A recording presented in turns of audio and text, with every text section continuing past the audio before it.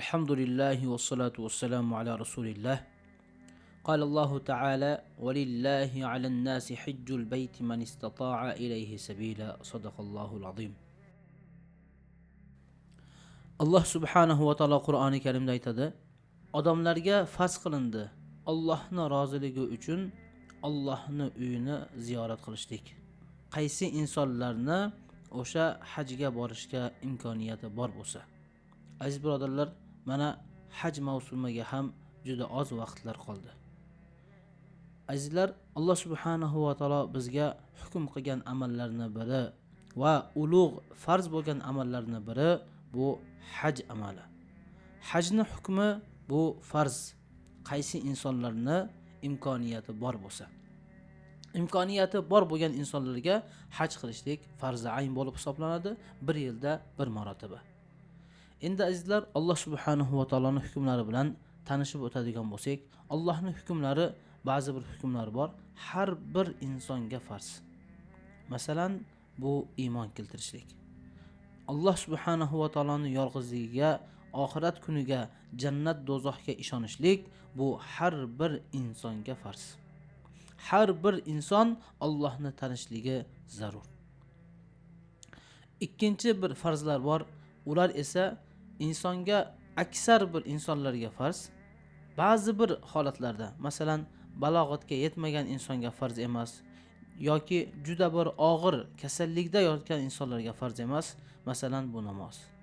Keyingi farzimiz esa bir yilda bir marotaba keladigan farz bor. Bu Ramazon oyidagi roza tutishlik. Roza tutishlik bu farz. Lekin bir yilda bir marotaba, faqatgina bir oy. Keyingi bir farz amallar bor, u boylarga. Bu zakot berishlik.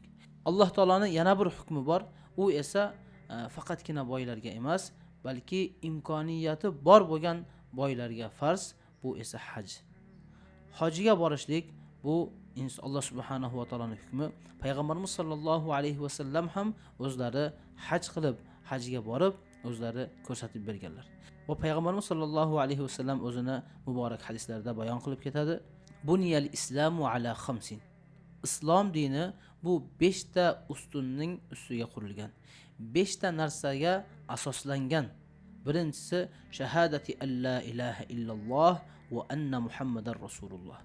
Allohning yolg'izligiga iymon keltirishlik va payg'ambarimiz sollallohu alayhi va sallam Allohning rasuli deb ishonishlik. Keyingisi namoz o'qishlik, uchinchisi zakot berishlik, to'rtinchisi haj qilishlik, beshinchisi esa Ramazon oyida roza tutishlik. Mana azizlar, hadisda kelgan 4-amal bu hajjul bayt, Allohning baytini, Allohning uyini ziyorat qilib va u yerda Alloh subhanahu va taoloning hukmini bajarib kelishlik. Aziz birodarlar, har birimiz niyat qilaylik. Inshaalloh Alloh menga imkoniyat bergan kuni albatta men hajga borib Allohning baytini ziyorat qilaman deb barchamiz niyat qilaylik. Haj amalini fazilatiga keladigan bo'lsak, al-hajju min a'zami asbabi takfiril khotoya was sayyiat. Insonni gunohlarini kechiradigan va kechirishligiga sabab bo'ladigan amallarning eng ulug'i, eng kattasi bu haj amali. Qachon inson haj mabrur degani bu inson o'sha borgandan, ihrom kiygandan boshlab va qaytib kelgunga qadar hech kimga ziyon bermasdan, birovlarning haqqini yemasdan, to'g'ri borib, to'g'ri keladigan bo'lsa, gunohlardan poklangan holatda, shariatimizda man qilgan narsalardan to'silgan holatda keladigan bo'lsa, Rasululloh sallallohu alayhi va sallam aytadi: "Fa innahu yarji'u min hajjihi kayawmin waladathu ummuhu." U inson hajdan kelayotganda onasidan tug'ilganda bironta gunohi yo'q bo'lgan kabi hajdan kelgan insonni bironta gunohi qolmaydi. Azizlar, bu haj amalining fazilati juda katta. Ikkinchi fazilati, qaysi inson haj amalini qiladigan bo'lsa, Alloh subhanahu va taolo u insonga hech qachon kambag'allikni ko'rsatmaydi. Nima uchun?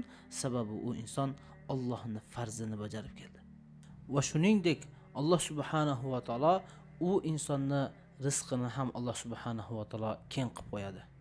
Ya'ni kambag'alchilik ham u insonga yetmaydi.